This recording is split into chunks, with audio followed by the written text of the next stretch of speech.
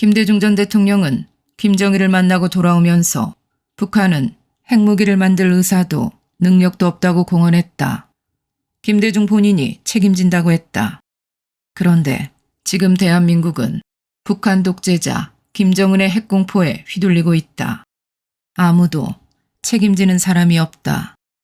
더구나 이런 거짓말을 해댄 김대중은 사기극을 펼치며 노벨 평화상을 탔다. 이게 말이 되는 이야기인가? 박근혜 대통령이 소위 국정농단으로 탄핵당했다. 탄핵 이유로 제시한 내용이 전부 거짓말이었다. 결정적 증거라고 법원에 제출한 태블릿 PC는 최순실 본인 것이 아니었다. 모든 재판이 끝난 다음에 그 태블릿 PC가 최순실 소유라고 검찰이 주장했으니 이동환 변호사가 반환해달라는 소송을 제기해서 승소했다. 그러나 검찰은 최순실 소유가 아니라면서 반환을 거부하고 있다. 국가안보에 위태롭다는 핑계까지 대고 있다. 이게 대한민국 검찰과 법원의 수준이다. 그들이 정의를 외칠 자격이 있는가?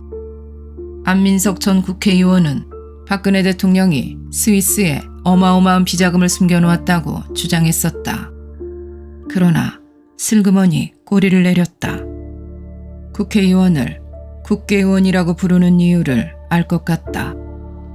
광우병 사태 때 미국산 쇠고기를 먹으면 머리에 구멍이 송송 뚫린다고 했다.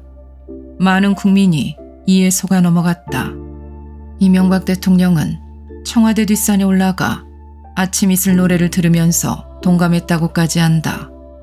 그 국민의 그 대통령 수준이다. 당당하게 올바른 길로 이끌 지도자도 없고 사기꾼만 넘치는 대한민국이다. 세월호도 계속 우려먹고 있다. 안타까운 사고이지만 수학여행 도중에 일어난 사고인데 무슨 진실을 밝힌단 말인가. 대한민국 세금은 그렇게 진상조사라는 명목하에 진상 대신 외국으로 줄줄 새어나가고 있다. 5.18 유공자는 인후보증이라는 허술한 제도로 쉽게 유공자를 생산한다. 지난 5.18 부상동지회 회장은 조직폭력배 출신이었고 현재 회장은 학력, 행적이 모두 가짜로 드러났다.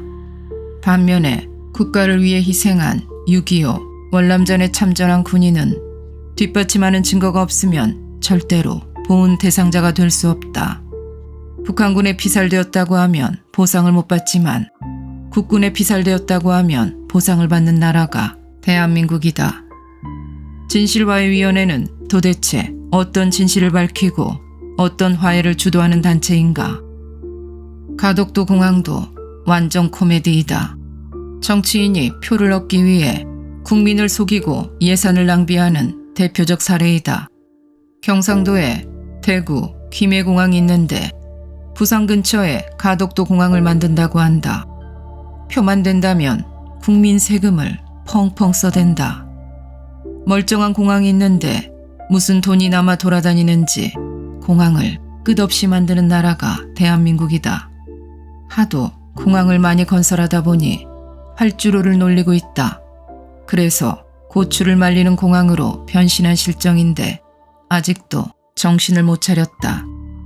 전라도에는 공항이 더 많다. 광주공항, 무안공항, 군산공항, 이제는 새만금 공항을 만든다고 난리다.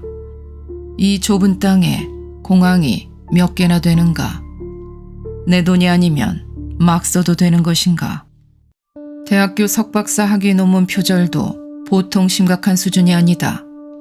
논문을 표절하는 학생도 문제이지만 논문을 심사하고 통과시킨 교수들도 공범이 아닌가?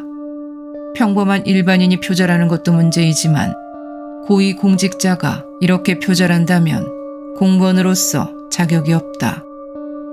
김건희 여사의 숙명여대 석사학위 논문 표절 논란은 매우 부끄러운 일이 아닐 수 없다. 왜냐하면 평범한 일반인이 아니기 때문이다. 이런 사람들은 자신의 인생도 거짓으로 살아가는 것인지 궁금할 따름이다. 관련 대학교 교수가 사과했다는 말을 들어본 적이 없다.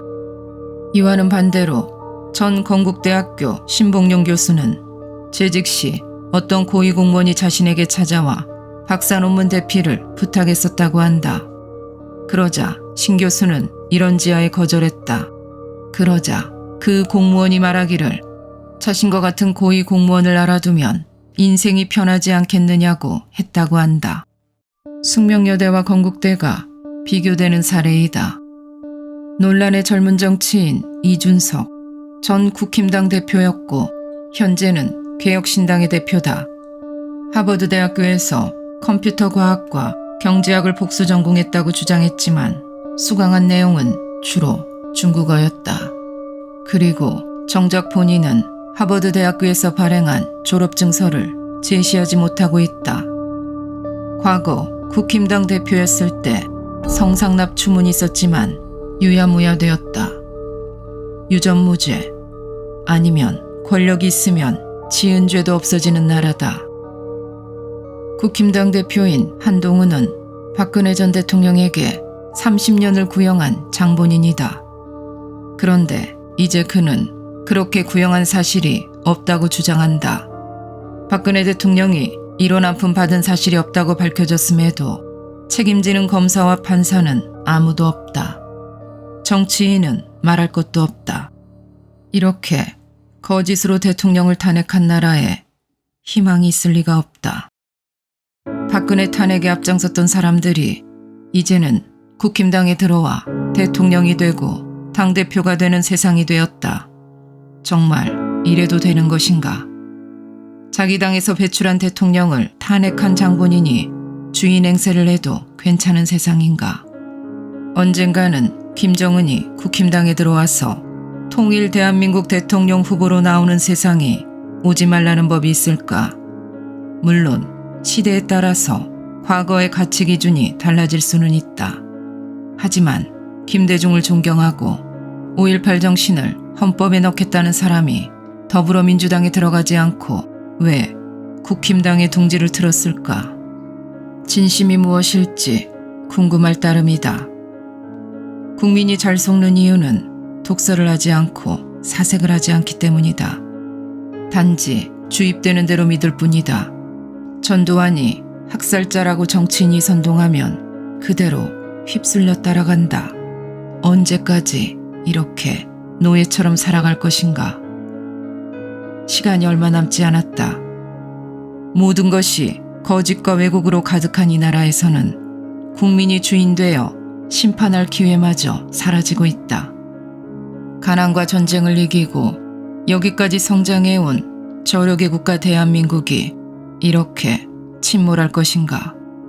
대한민국 국민이여, 언제까지 속고만 살아갈 것인가?